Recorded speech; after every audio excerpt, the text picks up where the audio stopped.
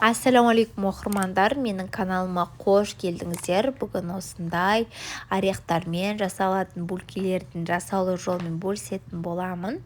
Бұл булкилер түріктердің жасайтын булкилер болып есептелінеді. Дәмі керемет болып шығады. Видеомды толықтай қарап, менімен бірге дайындап көріңіздер. Ең алдымен бізге дрожжевой тәтті булочкалерге арналған тесто қажет болады. Менде жасалу жолы бар.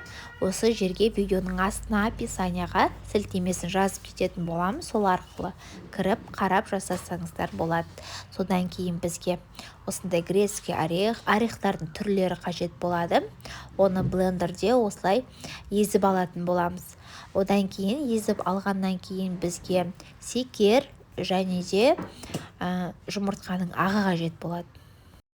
Осындай шұңғыл ыдысымызға езілген орехтарымызды және де секермен жұмыртқаның ағын қосып, жақсылап араластыратын боламыз.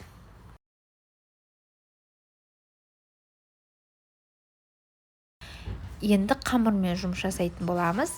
Қамырымыздың астына ұнды сеуіп, ыдыстан қамырымызды шығарамыз.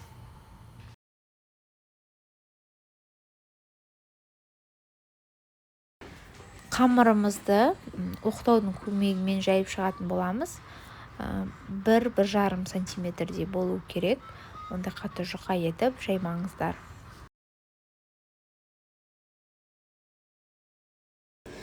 Жайып болғаннан кейін дайындаған салмамызды салатын боламыз. Барлық жеріне, яғни осы қамырдың үстіне жаятын боламыз.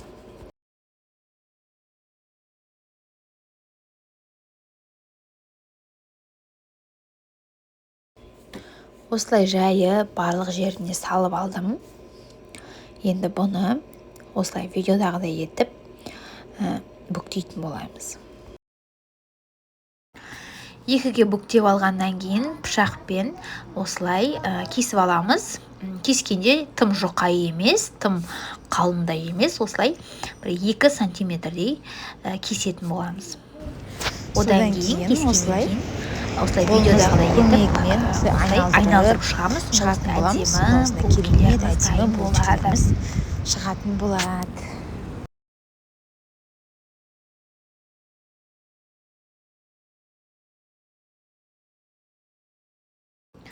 Енді барлығын дайындап болғаннан кейін противенге салып алатын боламыз.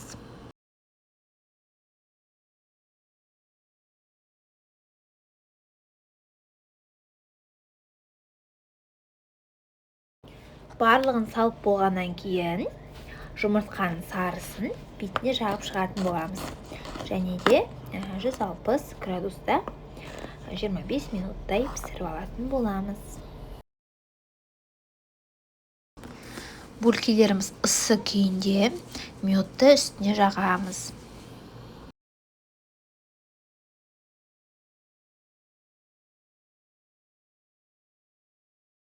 Біздің булочкаларымыз дайын болды. Дәмі керемет болып шықты. Жасап көріңіздер.